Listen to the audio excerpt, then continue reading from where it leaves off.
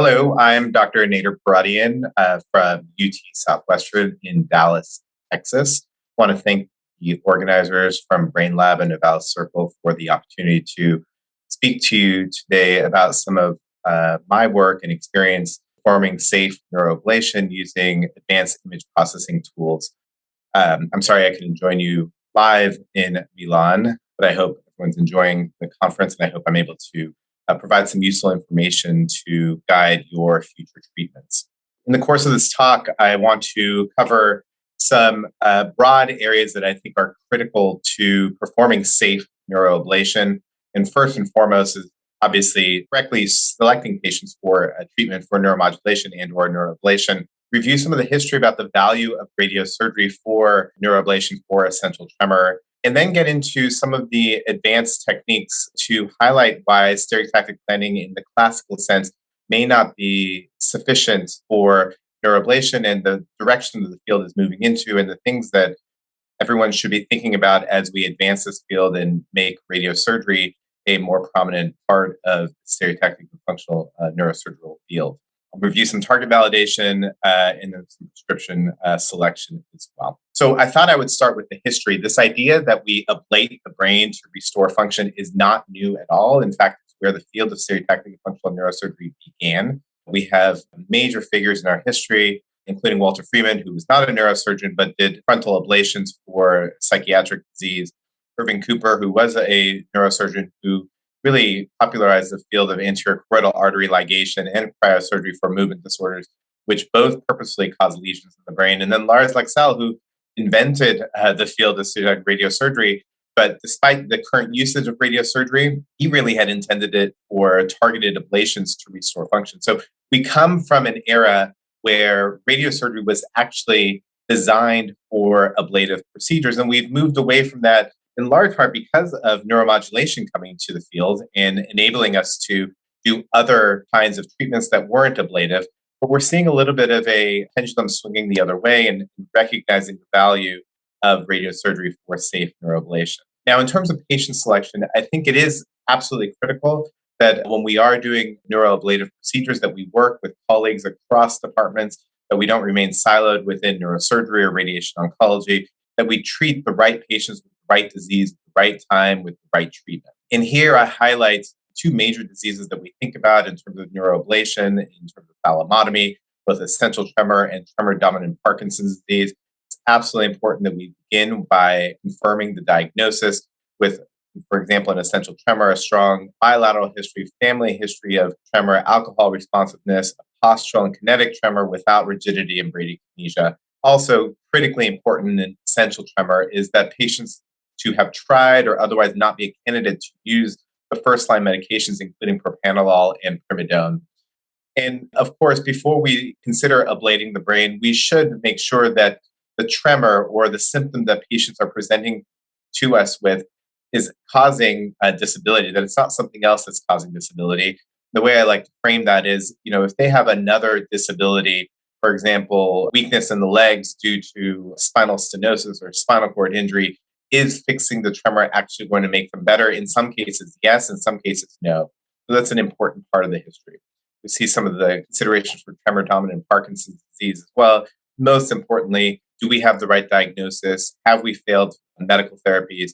And are the symptoms at least moderately interfering with function? Now, it's important to think, again, when we talk about safe neuroablation, to consider the spectrum of disease treatment options that are available.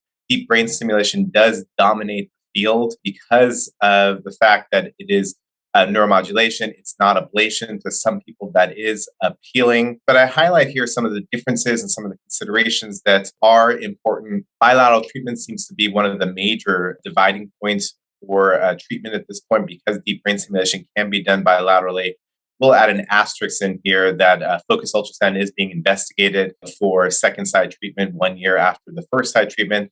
And there are many centers, including myself in a limited fashion, that will do a second side treatment for radiosurgery at least 1 year after the initial treatment. But we do have to consider the invasiveness or whether we make an incision on the patient side, whether a head shave is necessary, skull density requirements, whether or not a stereotactic frame is required. And radiosurgery now can be done without a stereotactic frame, including these targeted ablations. And then long-term issues, now that I live in Texas, a big state and people coming in from hundreds of miles away, the idea of being able to maintain people is more challenging. Now, how well does a radiosurgical thallotomy or ablation work? It's very effective. There have been several studies that have shown that approximately 90% of patients will respond to a radiosurgical thallotomy. It's going to improve tremor on the order of 50 to 60%, depending on what outcome measure you're looking at, which is favorable compared to deep brain stimulation, as well as focused ultrasound therapy, favorable as in on par with, not better, not worse. So that is something to consider. And we look at specific function. As I said, symptoms are important. We look at the tremor score, the drawing score, drinking score, writing scores, everything. If you look at the dark gray lines, before gamma knife treatment, have high number scores, 4s and 3s. After treatment, most people have shifted over to 0s and 1s, which means no or minimal disability related to the tremor in those categories. So those are great outcomes to recognize. Durability is also a very important point, something we don't quite know about with focused ultrasound because it's such a new treatment. But you see that it takes about 12 months for people to really respond completely. Initial response is in about 3 to 6 months, but up to 12 months, you can get a full response. There you see the 90% response rate. And durability, about 80% of people will have a durable response even if after 10 or more years after treatment. So I think all this comes together to really show that radiosurgical thallotomy is a great option despite it falling out of favor because of deep brain stimulation. But I do think that we're seeing a rebirth and a reconsideration of this as people think about whether they want to have a device implanted.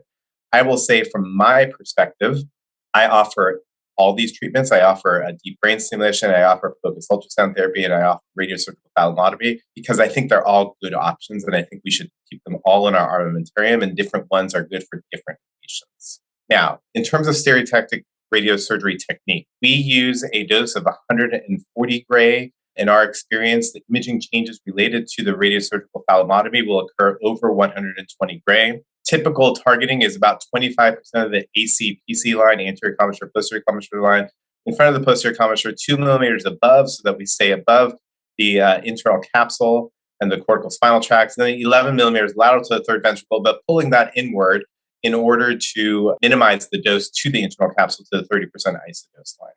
So that's how it was typically done. That's how the results have been shown here. But what we know over time is that despite having these cookbook numbers and knowing where to target our therapy, there's a lot of variability. So each patient has not read the atlases and does not know exactly where their VIM should be or the tremor arresting cells. And so we look across all the different targets. It's not as easy as it might seem. It's not just plugging in numbers. And so we looked for other ways to target our therapy. Indirect targeting, which is based on ACPC, has other limitations because we can't see all the targets. We don't see internal anatomy in the thalamus, although there are some recent papers pointing to using the F-Gator sequence for that. But we also know that a lot of our therapies depend on interrupting abnormal brain circuitry and networks. And so just like the field of radiation has really advanced with imaging, from this whole brain conventional radiation to using imaging for targeted stereotactic radiosurgery, we've seen a new generation of advances based on imaging as well. So not just based on higher field strength, which 3T versus 7T, there are advantages with 7T, but based on connectivity. So something that we don't just take a picture and look at them, but take some analysis. And that's because diseases do affect brain networks. There are very rich brain connections in the white matter that we just can't see without advanced imaging tools. DBS and other therapies modulate networks. They don't just modulate the target that you're going after. And there's very good evidence that we can target different nodes in a network in order to achieve therapeutic benefits, as shown by Suzanne Haber and Michael Fox. So this really led us to think again about how we use advanced imaging. And my work is particularly focused on using tensor imaging and tractography to provide safe neuroablation. You all are probably familiar with this, but water in an anisotropic voxel will travel in a certain direction that is in the direction of white matter fibers. We can use that in order to trace out white matter tracks, which we show here. We did an early study now over 10 years ago with deep brain stimulation, looking at the thalamus and saying there's no internal anatomy of the thalamus. What if we look at the connectivity of the thalamus to each different cortical region? We can look at the probability of connectivity to the prefrontal, premotor, primary motor, and suddenly we can get a color map of the thalamus.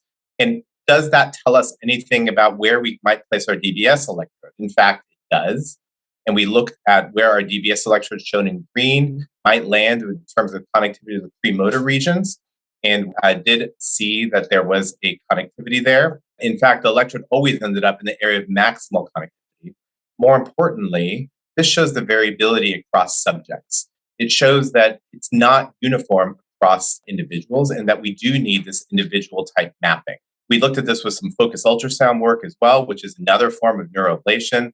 We looked at where our ablative zone was compared to the connectivity maps. And if you look at our ROC curves, we see a very high rate of prediction of better versus worse response to neuroablation. Again, confirming that using tractography to guide our treatment can in fact significantly improve the response to treatment. This is an example, a case report that we showed using tractography to optimize our target for radiosurgery. We were able to plan it just like we would do a radiosurgical case. This is an image 12 months after the treatment, showing that, in fact, we had ablated exactly where we had planned to using frameless stereotaxy with the Brainlab system. More importantly, if we look at the outcomes preoperative versus 10 months and 16 months after treatment, we see a significant improvement in the tremor quality or tremor severity and the function of this patient. And again, you can see where that target is in that region as expected. So how do we do this? When we originally started doing this, we used probabilistic tractography. This is something that's very time intensive. And so we started thinking about how we do this in a standard workspace using deterministic tractography. Deterministic tractography is very easy to do. What we can do is look at where the thalamus is, look at where the precentral gyrus is, and find those white matter tracks to connect them.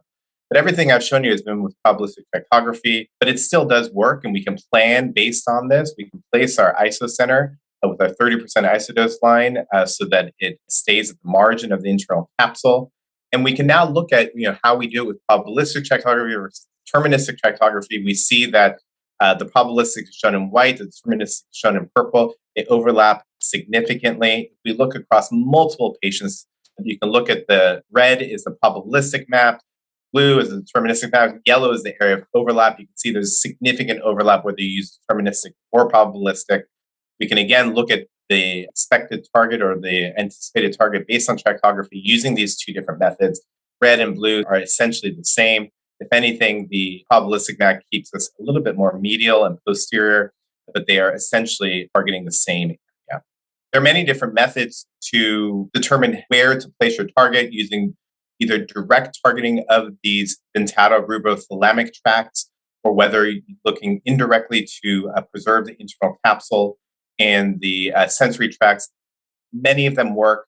All of them can be done within the standard workflows available within radiosurgical planning software. This is yet another comparison showing a couple other references for using both indirect and direct targeting of the thalamus for safe neuroablation.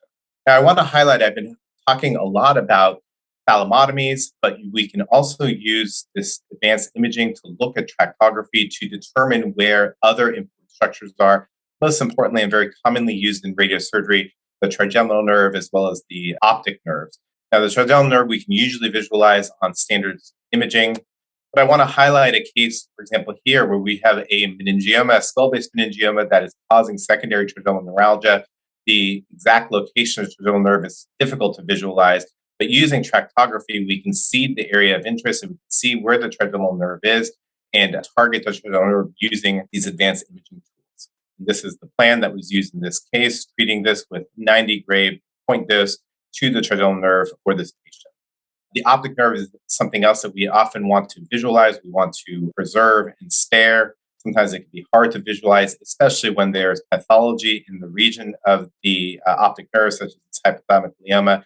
So this can be used to visualize those areas and reduce point dose to the optic apparatus as well in order to preserve function. Now, I want to be a little bit more forward-looking as well in that I'm talking about things that we've been doing. This use of advanced imaging tools can hopefully identify novel targets for neuroablation for the future. This is some of the work we've done in identifying a target in the subcallosal cingulate for depression, for treatment-resistant depression. But we hope in using these tractography methods to identify the sweet spot within the subcallosal cingulate that we might be able to develop a target for targeted ablation for treatment-resistant depression as well. In this case, the intersection of tracks to the medial prefrontal cortex, to the anterior cingulate region, and to the ventral striatum. So in conclusion, I really think that the field of stereotactic functional neurosurgery has come a long way. Imaging has been the major factor that has advanced our field. We have to recognize that imaging now allows us to see networks, and we can directly target those networks using advanced imaging tools. Anatomy is variable. We can't just look at structure, we need to look at connections. And non invasive connectivity maps should enable patients in targeting based on the knowledge of network modulation. So in the future, I really think we will be using disease-specific analysis of tracks, evaluation of the clinical value of these tracks. We do talk a lot about spatial resolution. We need to settle that factor. We will start to use functional connectivity as well, user-friendly interface integration, which I think we're starting to see, including available software tools on the systems that are currently available. We'll use them both for targeting and mapping critical connections.